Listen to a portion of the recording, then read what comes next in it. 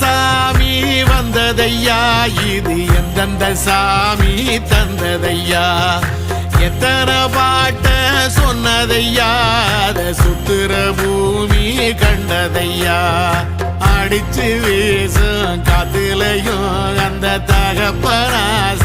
சுத்துதையா,